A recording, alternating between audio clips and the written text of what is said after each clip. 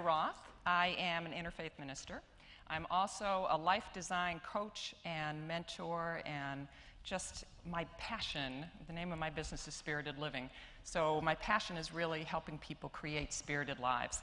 And what that means, one of the core places, and we've had such an amazing array of speakers here today, and regardless of whether you're looking at weight loss or heart issues or joint problems or whatever your wellness thing is, my take is always that we need to be looking at it from a fully balanced place: mind, body, heart, spirit, the four-legged stool. Or another very common balance tool, if you will, is looking at our right brain and left brain, how they mesh together. Our right brain, as a reminder, is the part of our brain that governs our creativity and our emotions and how we use our intuition and our imagination. And our left brain is the rational linear side. So when we talk about creating sacred space, sacred basically means holy. And the root word of holy is hal, H-A-L, which actually means, in its earliest derivative, whole, as in with a W, W-H-O-L-E. So if we're looking at being whole, what we need to do is infuse every part of our lives, at work, at home, on the road. You can even do it if you're in a traditional office, with a sense of the sacred. How can we do that? I want to give you just a bunch of tools today that you can start to create it in very obvious ways. People walk into my office and say it feels like a temple. But if you're in a traditional business office, that's probably not the vibe, may not be the vibe you're comfortable going with. So we have stealth ways that you can create any environment as sacred. So one of the first kind of quick and easy tools is, if you are with a group of people, if you're in a meeting, if you have the capacity to do it, put everybody into a group. Into a circle. The circle is probably the oldest symbol, the most ancient symbol of unity and wholeness that there is. So immediately, if you're in a circle, there's just this sense of we're all equal, there's not a hierarchical thing happening here, our breath meets in the center, we become centered. If it's just you, a real classic, easy way is to light a candle. And again, depending on your work environment, you may not be able to do that so well. Now, the second way that you can create an image, begin to create your sacred space, and even before I mention it, I want you all to take a minute and, not even a minute, maybe 10 seconds. You can close your eyes if you want, but allow yourself to bring to mind a place in the world where you feel most safe and supported, a place that nurtures you on some or any level. So just stream of consciousness, don't try and figure it out. How many of you, and see if I can see, how many of you was that space someplace in nature?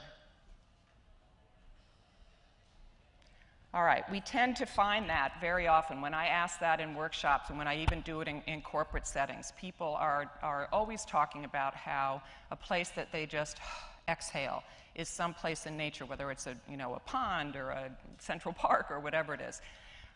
We typically aren't spending a lot of time outside in our culture. You can bring the notion of nature inside by using the 4 building blocks of nature, which are fire, water, air, and earth. So use symbols. You might have a rock from a beautiful mountain hike that you did, or a shell from your favorite beach. Candle could be fire, a feather could be air. All of those things, and this brings us to the third one that can also be done very subtly, is to have important symbols in your sacred space. So once you create that, I have what I call, and this varies between the 4 S's to the many S's. You want your space to be streamlined, not a lot of clutter. You want it to be safe and supportive. So if you really want to use this space for something to come back to a place of wholeness, then shut off the phone, close the door, whatever you need to do to not be interrupted. You want to bring into the space, another S word, self-related items. Here's more of the symbolic thing. Things that remind you of your kids or the fabulous vacation that you just had, or something that brings you back to yourself, what I call a space of sacred self-centeredness. Just like Carrie was talking in the right before me about how important it is to focus on yourself first, and then everybody else benefits. And then, the last piece, you want to be very clear about creating something that is stimulating, something that you're not going to fall asleep with. And this brings us into the kind of final piece. When I say stimulating, probably the easiest way to do that is to activate all of your senses. And that's where I have my little magical bag here. So if you are in an environment that you can put music on, music is like the best, or one of the easiest anyway, right brain stimulators. So have some music playing very quietly in the background if you can do it. Obviously, any symbols that you have around your desk or your home space, wherever you're doing this, are going to be your visual piece. Touch can be anything. Again, could be that rock or that shell, whatever it is that you've decided is going to be your self-related object. I will share with you one of my favorites. Smell is the most evocative of all the senses because it's directly connected to the limbic system, which is the seat of all of our emotions and all of our memories. So again, if I asked you to take a moment to think, is there a smell that immediately takes you back to a place or a person that is meaningful for you? For instance, if I smell, to this day, if I smell Pond's hand cream, I think of my grandmother. Maybe freshly cut grass, whatever it is.